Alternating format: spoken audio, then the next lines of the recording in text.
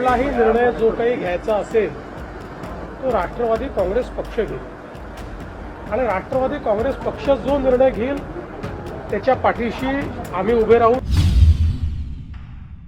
त्यांचे जे काही निर्णय होतील त्या निर्णयांना योग्य ते समर्थन आमच्याकडनं असेल.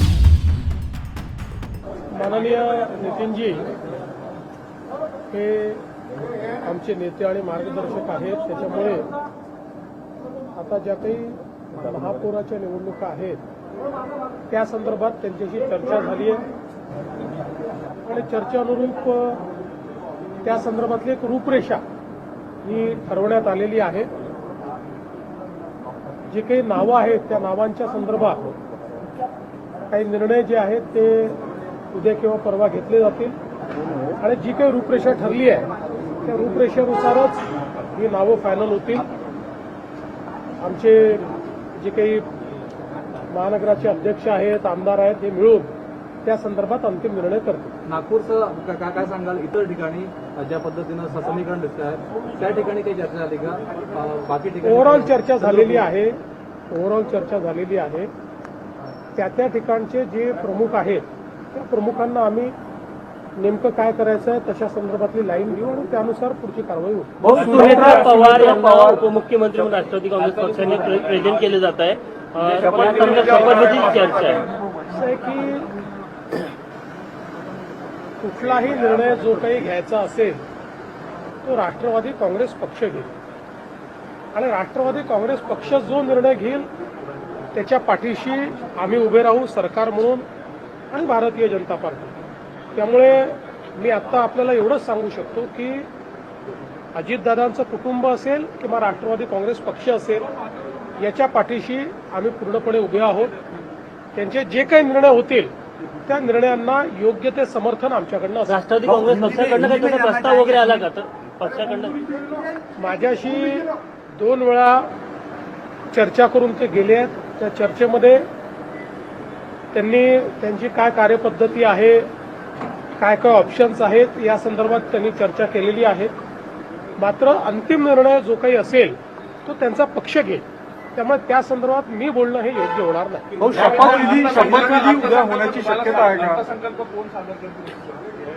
का? आता तरी असं आहे की अजितदादांनी भरपूर तयारी अर्थसंकल्पाची केली होती.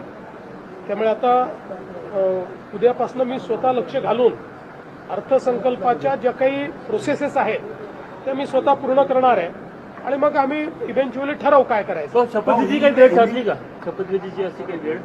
मी तुम्हाला सगळं सांगितलं आहे. याच्यापेक्षा जास्त सांगण्याला माझ्याकडे काही.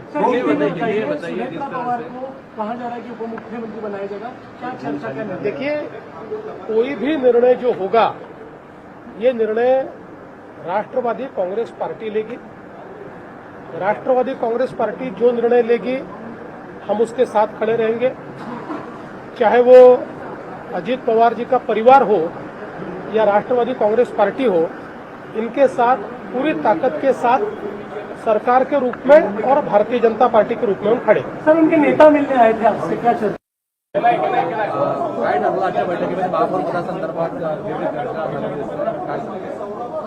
माननीय नितीनजी हे आमचे नेते आणि मार्गदर्शक आहेत. त्याच्यामुळे आता ज्या काही महापौराच्या निवडणुका आहेत त्या संदर्भात त्यांच्याशी चर्चा झाली आहे आणि चर्चेनुरूप त्या संदर्भातली एक रूपरेषा ही ठरवण्यात आलेली आहे.